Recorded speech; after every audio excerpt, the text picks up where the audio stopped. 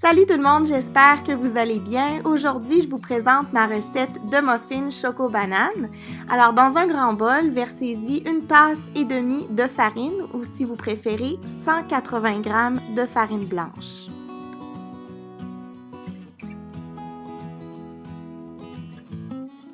Ensuite, on y ajoute 3/4 de tasse de sucre blanc, ce qui équivaut à 150 g. Je mets une cuillerée à thé de cannelle moulue et une demi-cuillerée à thé de muscade. La muscade, c'est facultatif, c'est-à-dire que si vous n'en avez pas ou si vous n'aimez pas ça, eh bien, pas obligé d'en ajouter.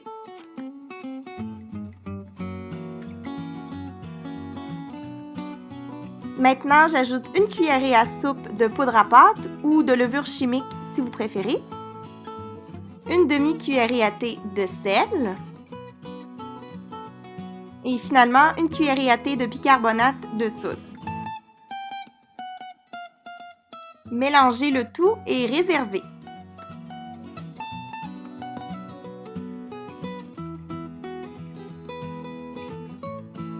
Dans un autre bol, écrasez-y environ 5 à 7 bananes mûres. Plus c'est mûr, mieux c'est. Si jamais vous avez des bananes qui sont devenues noires, placez-les dans un sac et mettez le sac au congélateur pour faire des muffins. Vous allez donc éviter de faire du gaspillage alimentaire. Une fois vos bananes écrasées, ajoutez un œuf, une cuillerée à thé d'essence de vanille, une demi-cuillerée à thé d'extrait d'amande. L'extrait d'amande aussi, c'est facultatif. C'est bien important de ne pas trop en mettre parce que l'extrait d'amande camoufle le goût des autres ingrédients. J'ajoute une cuillerée à thé d'eau de fleur d'oranger. Et finalement, une demi-tasse ou 120 ml d'huile végétale. Assurez-vous de bien mélanger le tout.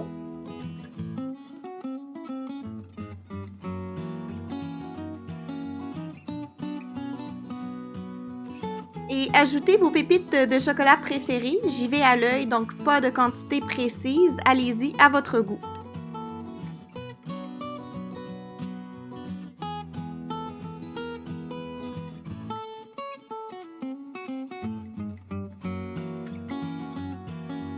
Incorporez les ingrédients secs aux ingrédients humides et mélangez bien.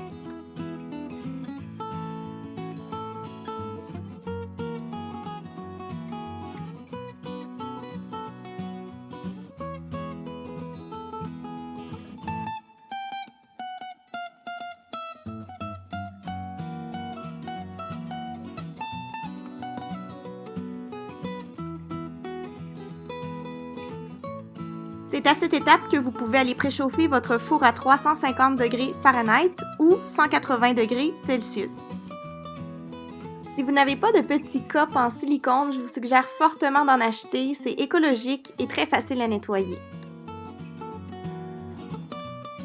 C'est parti, on verse notre mélange à muffins dans les cups. Ma recette devrait vous donner environ de 12 à 14 muffins. La plaque que j'ai présentement en contient que 9. Alors comme vous allez le voir, je vais utiliser une deuxième plaque pour faire les 3 muffins restants.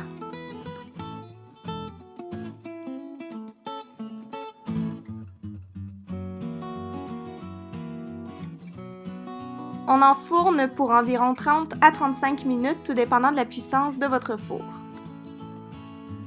Ça y est, les muffins sont prêts. Ma fille et mon père les ont adorés. Alors merci d'avoir écouté la vidéo. N'oubliez pas de vous abonner. Vous pouvez laisser un commentaire, un pouce en l'air et on se dit à lundi pour une nouvelle vidéo.